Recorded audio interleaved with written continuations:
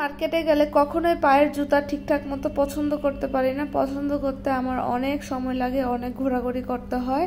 Hello everyone, সবাই কেমন আছেন? আবারও আপনাদের মাঝে আমি চলে আসলাম একটি ভিডিও নিয়ে। তো এখন সন্ধ্যা 7টা বাজে, আমি একটু বের হব, মার্কেটে যাব চিন্তা করেছি।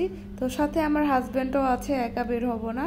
তো আমি লিফটের জন্য ওয়েট করতেছি, আর লিফটে আসতে একটু সময় নিতেছে। বাসায় সারাটা দিন আমার অনেক বেশি বোরিং লাগছে, তাই আমার হাজব্যান্ডকে বললাম চলো একটু বাইরে বের হয়ে একটু চাটা খেয়ে আসি, একটু ঘুরে আসি। তো চিন্তা করলাম যেহেতু ইস্টার্ন প্লাজা আজকে খোলা আছে, তো সেখানে চলে যাই। আর একটি রিক্সা নিয়ে নিলাম। বিশেষ করে আমার বাসা থেকে মাত্র 5 মিনিট সময় লাগে রিক্সা দিয়ে ইস্টার্ন প্লাজাতে যেতে। আর ইস্টার্ন প্লাজাতে আমি আর কখনোই যাই নাই, বাংলা মোটর পার হলেই কিন্তু ইস্টার্ন প্লাজা। তো যাই হোক, রাত্রের পরিবেশটা অনেক বেশি ভালো লাগতেছিল। রাত্রে কোথাও ঘুরতে যাওয়া অনেক বেশি ভালো লাগে। আমার হাজব্যান্ডের সাথে বেশিরভাগ সময় কিন্তু আমার রাত্রে বের হওয়া হয়।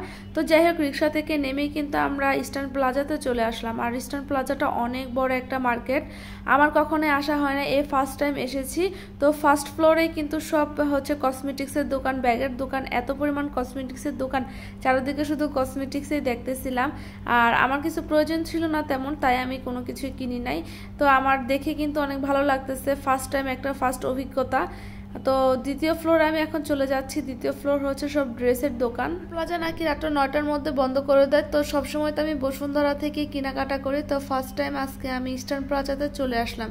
তো এক ভাইয়াকে জিজ্ঞেস করলাম স্যান্ডেলের দোকান কোন ফ্লোরে, তো সে আমাকে বলল 3য় ফ্লোরে হচ্ছে স্যান্ডেলের দোকান। তো আমার তেমন একটা জানা নাই, কারণ কখনো আমি এই মার্কেটে আর আসি নাই। আর এই মার্কেটটা আমার বাসার একবারে এক কোণার মধ্যে, কিন্তু কখনোই আসাই হয় নাই।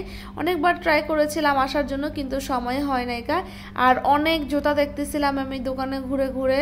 আমার একটা সমস্যা, আমি জুতা সহজে পছন্দ করতে পারি না, আমার পছন্দ করতে অনেক বেশি সময় লাগে। তো আমরা অনেকগুলো দোকান কিন্তু ঘুরে দেখে ফেলছি। এক জোড়া জুতা নেওয়ার জন্য 10টা দোকান দেখতে হয়, এরকমও মাঝে মধ্যে সময় কাটে আমার। তো যাই হোক, এর মধ্যে আমি এক জোড়া জুতা পছন্দ করতে পেরেছি, হোয়াইট অ্যান্ড ব্ল্যাক কালার।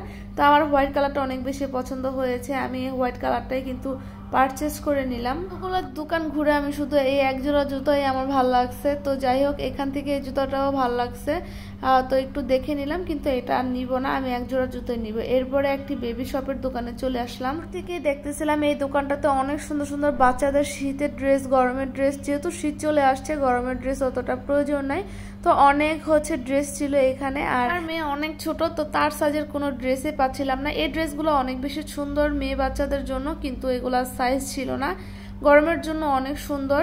তো আমার কাছে কিন্তু এই ড্রেসটাও অনেক বেশি সুন্দর লাগছে, অনেক কিউট একটা ড্রেস, পিঙ্ক আর হোয়াইট কম্বিনেশনে। তো মামাকে বললাম যে আপনাদের দোকানে কি এটার সাইজ আছে, ছোট সাইজ? তো বললো যে না, এটা ছোট সাইজ নাই। যদি থাকতো তাহলে আমার মেয়ের জন্য এখান থেকে একটা ড্রেস নিয়ে যেতাম। তো থ্যাংকস ফর ওয়াচিং, সবাই ভালো থাকবেন, আল্লাহ হাফেজ।